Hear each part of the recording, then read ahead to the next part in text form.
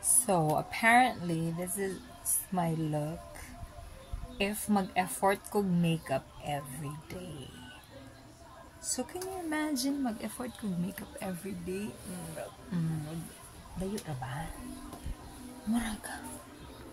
Huh? Nani ko? Kapoy. Kapoy mag-makeup.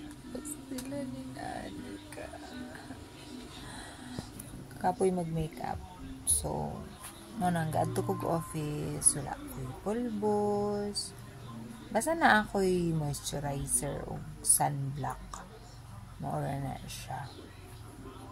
Pero wala ko'y pulbos, wala ko'y lipstick. Usahay na ako'y lip gloss. Katong colorless siya. Like, coconut lang to. But this is not bad. Ma-conscious mag-lipstick ayo yan to office. We'll see. Over kayo. I think na overdo na ako ang sa eye part na ako. Nagbutang na ako gamay og eyeliner.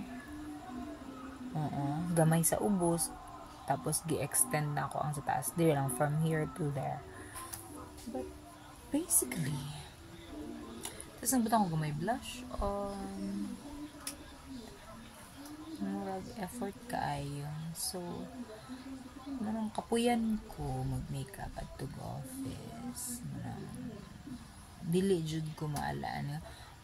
Executive assistant din na siya sa local chief executive. Like, but you know, that's your own opinion. Like, probably you expect for an executive assistant to really look glamorous and whatnot. But it's not me. At times, I like wearing makeup. Na-enjoy kasi ang color. Diba? Tinsa. Murag na siya. So, effort lang sa kilay. Diba? Ana yun. So, ang lip siguro, I can use this. I can put on lipstick. Lip gloss. More of a tinted lip gloss rin siya. Sa Maybelline. Got to be Maybelline. Mura na siya. But, others, di na siguro kayo. Murag over kayo kung mag-makeup shoot ko. Murag kong katong. Nya. Ako ba yung work dagan dito pag naay mga bisita naay mga ina daw mag-coordinate ko with offices.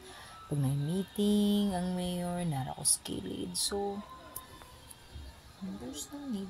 Tas pag sa field, syempre. Basta di lang ko manimahog ilo pag sa field. Marnish.